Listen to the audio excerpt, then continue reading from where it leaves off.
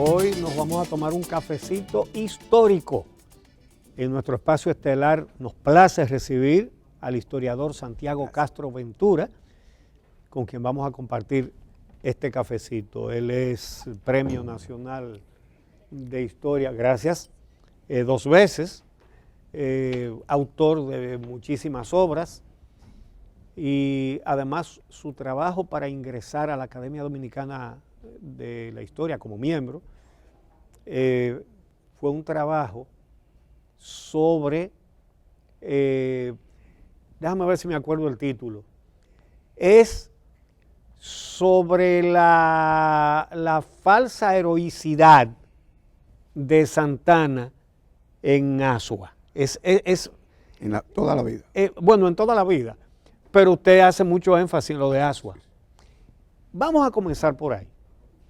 O mejor dicho, comencemos primero por Juan Pablo Duarte y los trinitarios. Santana no era el único que quería un protectorado extranjero. Aquí casi nadie creía en la posibilidad de sostener una república independiente. El único que postulaba eso era Duarte. ¿Cómo considera usted que Duarte, que lo que era un muchacho en esa época, pudo convencer a tanta gente de que era posible establecer aquí una república independiente? Sí, saludo a todos los televidentes del día, incluyéndome a mí, que soy un asiduo televidente. Sin dudas, el proceso de formación de nuestro país tiene características muy especiales. Por ejemplo, si vemos, somos una pequeña isla de 77.000 kilómetros cuadrados y en ella convergen 2 países totalmente diferentes. Mientras hay países, por ejemplo, Brasil tiene 8 millones de kilómetros cuadrados, sí. La Argentina creo que tiene 3 millones, México 2. Pero aquí, en 78.000 kilómetros, hay 2 países. Entonces dice, ¿y por qué? Bueno, por ejemplo, hay personas que dicen, Duarte, que no, este problema se remonta más viejo. Se remonta a la llamada devastación de Osorio, claro, cuando el rey Felipe III ordena desalojar las 2/3 partes de la isla. Sí, el responsable de que ya por lo menos aquí existan 2 culturas diferentes. Por no tener fuerza suficiente con que sostener el territorio, prefirieron abandonarlo, sí. Y por ahí se metieron los bucaneros y por ahí se metieron los franceses y por ahí trajeron a sus esclavos africanos. Alegando que se estaban introduciendo Biblias luteranas y que no se entró por ningún otro lado. Esa es la excusa, pero de ahí es que parte todo. Entonces son circunstancias especiales que uno tiene que entenderlas, ¿no? Se forman 2 sociedades diferentes, pero en esas sociedades había una situación muy especial, es la discriminación racial. Había negros que no tenían ningún derecho, mulatos que eran discriminados por el color de su piel y blancos que tenían todos los derechos.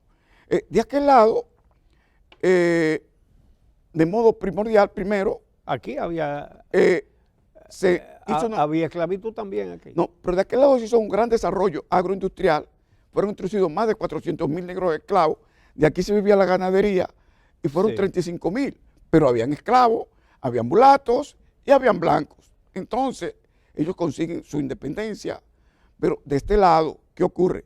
Sigue la dominación francesa después de Basilea, pero entonces viene la reconquista española. ¿Pero qué nos trae la reconquista española? Que sigue la situación igual, los esclavos, sí. Los negros libres con muy pocos derechos, los mulatos con pocos derechos y solamente la 4ª parte blanca. Entonces viene la conspiración. ¿Cuál es la conspiración? Los 2 estados en que se había dividido Haití, que se dividió en la República del Norte, en el Imperio del Norte de los negros, y la República del Sur. Con Henry Christopher. Con los mulatos, exacto, en el norte con Christopher, y en el sur con Pétion. Sí. Desaparece y aparece Jean-Pierre Boyer. Y Jean-Pierre Boyer lanza la idea de que hay que volver a aquella tesis de Toussaint de que la isla es una indivisible y se plantea, y se unifica Haití y plantea tomar esta parte. Pero ¿cuál es el planteamiento? Era correcto en ese momento, que todos los ciudadanos iban a ser iguales, porque aquí no todos éramos iguales. No, aquí solamente tenían los derechos los blancos. Bueno, entonces, ellos abolieron la esclavitud. Entonces, ¿esto qué trae? Esto trae que en noviembre de 1821 empieza un movimiento en la frontera a favor de los haitianos. ¿Qué persigue ese movimiento? Que todo el mundo fuera igual.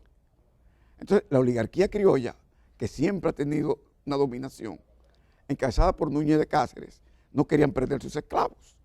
¿Y qué hicieron? Y una de las fuerzas productivas más importantes, si no la que más, eran los ateros, los ganaderos. Exacto. Entonces, ¿qué hacen? La llamada independencia efímera, que no era más que un movimiento para tratar de no perder sus esclavos, porque la revolución pro-haitiana venía igualando a todo el mundo. Finalmente ellos entran y Boyer hace la abolición de la esclavitud en esta parte española y todo el mundo pasa a unificarse. Tuvo quizás el mejor momento para si se quería hacer algo unificado, pero se portó después como un tirano. Y todo lo que hizo se perdió. Pero hay algo muy importante, que viene el catalizador. Todo el que vive aquí, de este lado, tiene el mismo hábito, la misma idiosincrasia, pero tiene un tirano que lo trata como un país colonizado. Nunca se puso aquí un gobernador criollo. Todos fueron haitianos, sí. ¿No? Y esto busca, ahí vienen las conspiraciones. La primera, la de los Alcarrizos. Pero esa, ¿qué quiere? Traer a España de nuevo. Y si viene España, ¿qué viene? La esclavitud. Claro. Entonces, no fracasa hasta que aparece este joven visionario. Dice, no, aquí todos, negros, mulatos, blancos, somos dominicanos. Lo dice hasta en un poema. Exacto, y vamos a hacer un país que se va a llamar República Dominicana, que se consideraba que no era viable. Y por eso es que el 16 de julio de 1838 se reúnen en la casa de doña Chepita Pérez de la Paz, ahí frente a la iglesia del Carmen, que uno va allá a Buchi y uno ve que hay una placa que dice, en esta casa se fundó la Trinitaria. No, en esa casa no, es una casa de hormigón y el hormigón no existía. Es una casucha que había estado ahí. Sí, que se cayó con el tiempo. Después hicieron otra mampostería que la tumbaron para hacer la que está ahí y le pegaron la placa. Sí, no, sí. Es en ese lugar, no en la casa. Ahora, vamos a dar un salto en el tiempo para tener tiempo de ir al meollo del asunto. Nadie, excepto Duarte, creía en un proyecto independentista. ¿Cómo es que aquel muchacho tan joven pudo convencer a tanta gente de que sí era posible? Sí, fíjate, Duarte era una persona no acomodada, rica. Sí. Su familia tenía una ferretería de efectos marinos en la Tarazana. Que era la que abastecía los barcos. Cuando los barcos llegaban, el primer negocio era este, sí, que eran gente de dinero. Entonces Duarte hace un viaje de conocimiento cultural. Está demostrado que no se inscribió en ninguna universidad. Pero cuando llega dice, ¿qué le gustó? Los fueros y libertades de Barcelona. Sí. Esta gente está todavía luchando por ese tipo de situación. Ellos tenían una relativa autonomía. Y eso es grandemente que lo impulsa a él a desarrollar este proyecto. Dice, no, pero si allá ellos pudieron, ellos tienen fueros y libertades, nosotros vamos por ahí. ¿Qué era posible? No, no era posible. Ahora, ¿qué hacen ellos? Hay una tiranía que es muy fuerte, que es la de Boyer. Entonces, se ha querido decir que Duarte era racista, lo mismo que era Duarte era racista. Duarte decide unirse. Eso fue una campaña de la ocupación haitiana contra él. Duarte Bueno, pero precisamente el manifiesto del 43 fue respondiendo a una campaña perversa de las autoridades haitianas diciendo que el movimiento que encabezaba Duarte era para restablecer la esclavitud. Sí. Y ahí es donde Duarte y los trinitarios ponen su situación muy clara respecto a eso. La abolición se mantendrá como la mantuvieron en la primera Constitución y para siempre. Bueno, es que ahí entra un asunto. Los haitianos se mantienen 22 años aquí, diciéndole a negros y mulatos que si ellos se iban, volvía a la Gran Colombia. Hay que recordar que la oligarquía usó indebidamente el nombre de Bolívar, que nunca conoció de esos asuntos. Eso es otro quintal, ¿no? Sí. Nunca conoció, pero que en la Colombia había esclavitud. Entonces, el fantasma que siempre aparecía era el de la esclavitud. Duarte se alía en el movimiento de la reforma a sectores liberales haitianos y estalla la reforma. Entonces, nos dice Rosa Duarte que ellos vienen en una movilización por la Isabel la Católica hacia el Parque Colón. Y de repente alguien grita, ¡viva la Colombia! Y Duarte le sale, no, esto no es la Colombia, esta es la reforma. Y tienen un pleito. ¿Y qué era? Era un infiltrado. ¿Qué quería decir? Esto es la Colombia. Y que si es la Colombia, negros sí van a salir, que era la mayoría. Sí. Y Duarte impone que es la Colombia. Pero después viene Rivière Gerard, que es el presidente nuevo, y empieza apresando allá en Santiago al cura del pueblo y lo acusa de que tiene un partido de Colombia. Pero vienen y se instalan frente a la casa de Duarte y tocan la puerta un día, hay un pelotón y van 2 oficiales haitianos con una bandera de la Colombia y quieren que Rosa y Francisca Duarte le borden otra bandera de la Colombia porque supuestamente se le había perdido una y eran 2. Y Rosa Duarte era un cuadro político. Se dio cuenta que era lo que decimos era un gancho. Claro. No sabemos bordar. Antes todas las mujeres sabían bordar. Sí. Entonces se molestaron, se armó vinieron los vecinos y tuvieron que retirarse. ¿Qué querían? Dejar la bandera de Colombia en la casa de Duarte para decir que Duarte, hacer un allanamiento, que Duarte es el líder del bando pro Colombia. Y ¿no? Que querían restablecer la esclavitud. Restablecer la esclavitud. La mayor parte de la población era negra y mulata. Entonces, ¿qué iba a hacer? No iba a estar de acuerdo con este tipo de situación. Es ahí cuando Duarte tiene que salir porque iba a ser fusilado. Después viene la coyuntura en que ya se han creado las condiciones para la formación de la República Dominicana. Pero hay un sector de la oligarquía que con el cónsul general francés en Puerto Príncipe, el señor Levasseur primero. Saint-Denis era aquí. Ellos hacen lo que se llama el plan Levasseur, pero ya había aprendido tanto la república que aceptan que sea una república, pero que esté mediatizada bajo el protectorado de Francia. Incluso tenía su bandera. Esa bandera era con un rinoceronte, no sé cómo sacan un rinoceronte, porque en este país nunca ha habido rinoceronte. Cuidado si era una justía mal pintada. A lo mejor, con un rinoceronte, pero con la condición de que Samaná sería entregada a perpetuidad a Francia. Entonces, eso se aprueba y por eso es que en ¿Quién lo aprobó? Duarte no está aquí. Lamentablemente, cuando se hace la alianza, con los afrancesados, ellos toman el control. Y el manifiesto del 16 de enero, que hablaba de independencia, se borra la palabra independencia y se pone separación. Sí. Porque no es lo mismo yo soy independiente que yo separarme. Yo me separo, pero me puedo unir a cualquiera. Incluso el 27 de febrero se va a la fundación de la República, pero a la separación.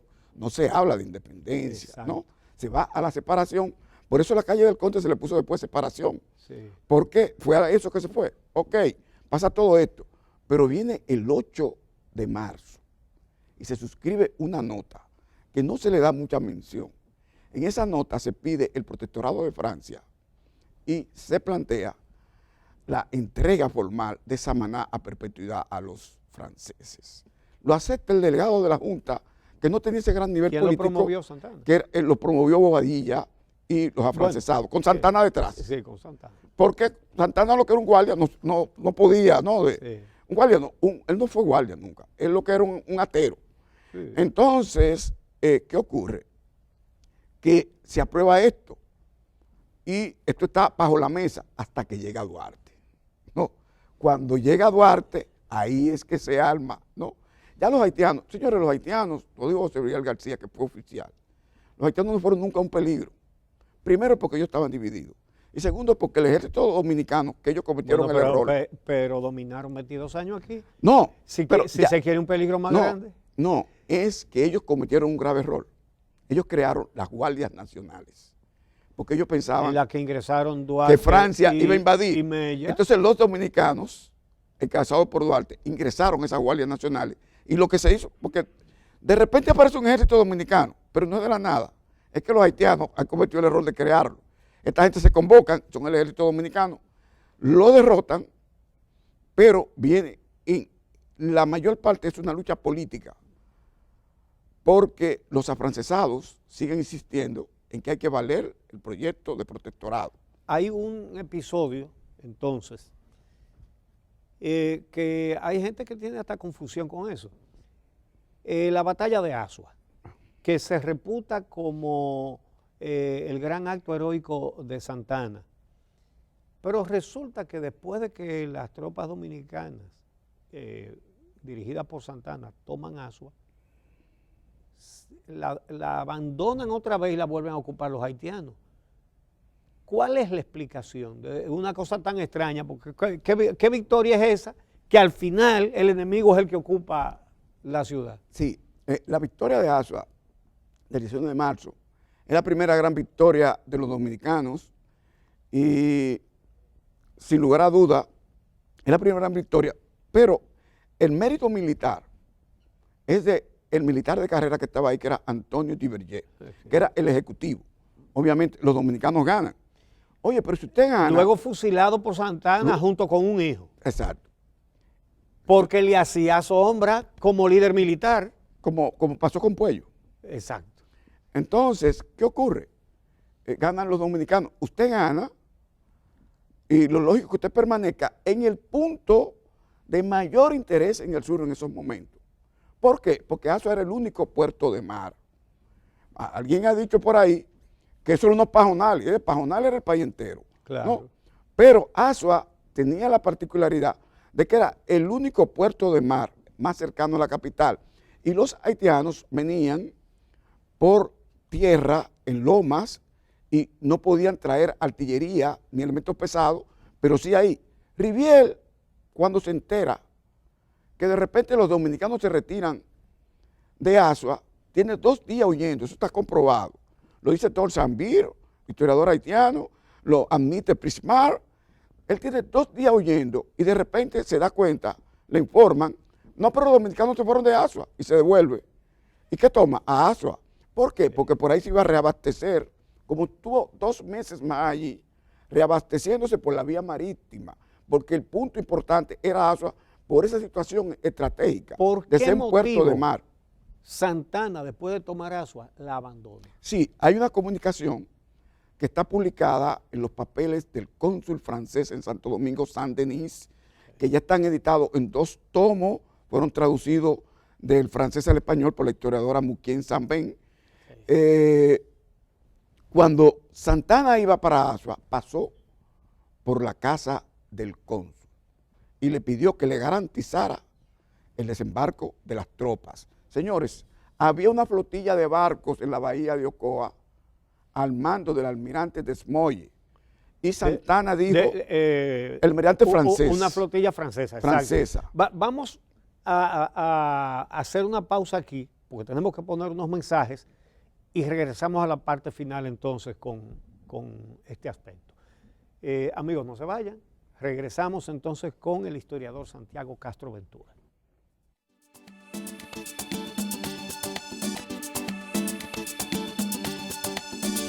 Bueno, aquí nos hemos ido a García Márquez, a Margarita Yourcenar, que también desmitificó a Adriano, en fin. Pero estamos ya en esta última parte de esta entrevista y de este programa, en que las fuerzas dominicanas dirigidas por Santana toman la ciudad de Asua el 19 de marzo de 1844, pero luego Santana abandona Asua y vuelven los haitianos y la ocupan. Y entonces, decía usted, profesor, que había una flotilla francesa y que Asua era el único puerto después de la capital, en la zona sur. Entonces, ¿qué es lo que sucede ahí, en ese momento? Sí. Usted mencionó al cónsul Saint-Denis, ¿verdad?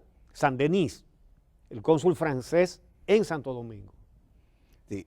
Hay otra comunicación de Santana a el señor Abraham Cohen, uno de los grandes ricos de aquella época, diciéndole que tramitándole a través de Bobadilla, que le recordara al cónsul la necesidad que tenían ellos del desembarco de las tropas francesas de Santana. Es decir, lo que usted está diciendo es que él abandona Asua después de conquistarla para entregarle la patria a Francia. Sí. No confió nunca en las tropas dominicanas, en los dominicanos, no en las tropas, en los dominicanos ni en la viabilidad de este país. Y por eso es que se retira a Asua en un momento donde seguro, porque él no era un militar, le informó Duverger y compañía, lo más probable, que eso era el punto estratégico. Pero no lo digo yo, Manuel Jiménez, Buenaventura Báez, Félix María del Monte, que estaban ahí. Hay testimonio de ellos que yo lo publico en el trabajo que hice, donde ellos critican ese retiro. Y el propio cónsul San Denis dice, pero es que él ha dejado a Asua y ahora Geral se está reabasteciendo por ese puerto. Y están ahora los dos mirándose frente a frente, uno en Baní y el otro en Asua. ¿Por qué? Porque él esperaba el desembarco de las tropas que no se produjo. Ese es el aspecto que no se ha podido determinar porque las tropas del almirante francés no desembarcaron. Fueron a Haití, conversaron allá, volvieron y se permanecieron estacionadas ahí. Hubo un momento en que trataron de entrar a Santo Domingo y ahí hubo un tumulto con los negros que no querían que vinieran los franceses por el problema de la esclavitud. Y ahí es que Puello, que es el comandante de armas, se hace aliado de Duarte, porque ve que está el peligro de que vuelva a Francia, y si venía a Francia, venía la esclavitud, ¿no? Y ahí viene el otro proceso. Escuché al doctor Hugo Tolentino Dip, que en paz esté, en unas vistas públicas en el Senado sobre el asunto de la presencia, y de eso vamos a hablar ahora, de Santana en el Panteón Nacional, y la explicación de Hugo Tolentino Dip, historiador, especialista en la restauración, todo eso, lo que él sostuvo ahí fue que Santana en realidad abandonó Asua para que no quedara en los dominicanos la impresión de que éramos capaces de sostener ese punto y mantener a raya a los haitianos, sino para que nos viéramos débiles a fin de entonces él colar el negocio de entregarle el país a Francia. Eso lo explicó en una vista pública aquí en el Senado, no hace mucho, el doctor Tolentino. Sí, es la primera gran victoria de los dominicanos que demuestran, porque ya los dominicanos en la fuente de rodeo habían tenido que retirarse, pero ahí es que por primera vez los dominicanos derrotan de una manera contundente a los haitianos, ¿no? Sí. Entonces, él tiene dos aspectos. Me retiro para que se vea que no es posible, y segundo, espero que desembarquen las tropas que yo necesito que estén aquí presentes. Esto lleva una incertidumbre, porque en Santo Domingo se pensaba que podía, como él estaba en Sabana Buey, los haitianos dar la vuelta y entrar a Santo Domingo. Ahí es que se envía a Duarte con refuerzos. Y hay dos cartas de Duarte, porque Duarte y Santana se reúnen en Sabana Buey, debajo de un famoso árbol de Guatapanal, que hay un parque allá, porque se conserva. Que dicen que ese es el mismo árbol. Dicen que es el mismo árbol, e incluso hasta está restringida la entrada, yo estoy de acuerdo, porque sí, ese árbol hay que conservarlo. Y Santana se niega rotundamente a atacar al enemigo. Hay dos cartas de Duarte pidiendo que se le dé permiso para él con su tropa atacar sí, él, y se le niega. Entonces, ahí es que Duarte se le dice, no, devuélvase. ¿Por qué? Porque ellos estaban seguros que lo que estaban pidiendo eran las otras tropas que entraran. Entonces no querían... Las francesas. Exacto, que Duarte atacara, porque el enemigo estaba en franca desbandada. En Haití había problemas, el presidente era mulato y los negros estaban en contra y estaban desertando de allá. Y era una fácil derrota que iba a tener Rivière en aquellos momentos. Finalmente, se obtiene la independencia y exactamente en el primer aniversario, bueno, Santana declara traidores a la patria a los creadores de la patria, a Duarte, a Sánchez, a Mella y a prácticamente todos los trinitarios. Los persiguen, los encarcelan, los destierran. Fusiló a muchos de ellos, a muchísimos. Yo no sé por qué a él le gustaba fusilar a la gente con su familia. Por ejemplo, a Duvergé con un hijo, a Puello con María hermano. Trinidad Sánchez con el hijo, no, o el sobrino. El hermano, Creo que era sobrino, algo así. hermano de Francisco Rosario Sánchez. A los Puellos, Sí. en fin. Pero además hay una carta de Santana a la madre de Juan Pablo Duarte, llena de insultos, pero una carta atropellante, era odio. ¿Cómo es posible que todavía esté en el Panteón Nacional Santana con sus víctimas? A Duvergé, que lo fusiló, a María Trinidad Sánchez, que la fusiló, y a muchísimos más de los que fusiló. ¿Cómo es eso posible? Sí. Yo fui a una reunión en la Comisión de Cultura de la Cámara de Diputados y ahí me enteré que ellos tienen el consenso de que hay que sacarlo, pero que hay un grave dilema, que nadie lo quiere en ningún lado. Por ejemplo, no quieren que vuelva al Seibo. Y creo que estaba en esa situación, eso fue el año pasado, de que nadie lo quiere en ningún lado. Se está hablando de la comunidad de Pedro Santana, que está en la frontera. Hay que saber que Pedro Santana... Que deberían quitarle el nombre. Debían de quitarle Aquí el hay nombre. muchísimas calles, además, en muchísimos pueblos que se llaman Pedro Santana. No, aquí el hay traidor. cuarteles militares con el nombre de Pedro Santana. Ese es el ejemplo que Oiga, se le qué da buen ejemplo. a nuestros militares. El que traicionó a Duarte, el que Sí, traicionó a la patria, el que vendió el país, Sí. Aquí hay el que se lo cuarteles. entregó a España. Sí. Entonces, el dilema de Santana es que Santana, por ejemplo, yo hablo de que Santana fue impugnado por sus contemporáneos, hasta el extremo de que, por ejemplo, el primero que empieza aquí con el autobombo personal es él. Por decreto se hace nombrar libertador. Oh, sí. Por un decreto. Mira lo que estábamos hablando esta mañanita, de lo que se pone en título. Sí, se hace nombrar libertador y una de las goletas de guerra dominicana le pone el nombre de Pedro Santana, Sí, él mismo. el nombre de él se lo Él puso. mismo. Después un bergantín también le ponen Pedro Santana. Y en un país en la miseria se toman 8,000 francos para comprarle una espada con empuñadura de oro al libertador. Todo ese tipo de situaciones. Pero llega la nación España y lo que es peor, este hombre, los propios españoles se dan cuenta que no sirve para nada. En primer lugar, tiene un gran elemento de corrupción.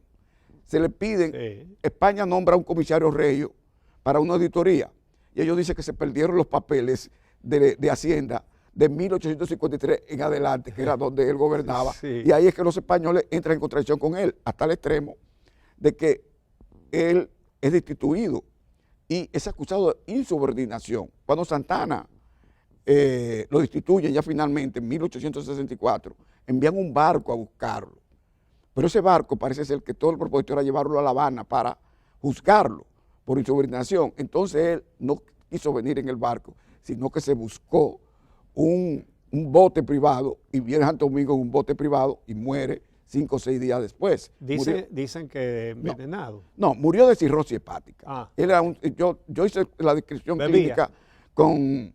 él era cirrótico. O bebía alcohol o tomaba mucha tisana. No, él tomaba mucha tisana porque él hizo un coma hepático, porque está descrito la sintomatología, hizo un coma hepático.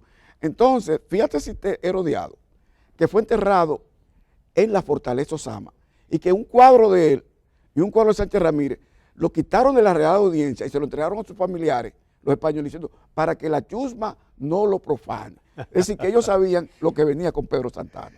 Señores, qué clase de historia tan interesante nos han dado aquí.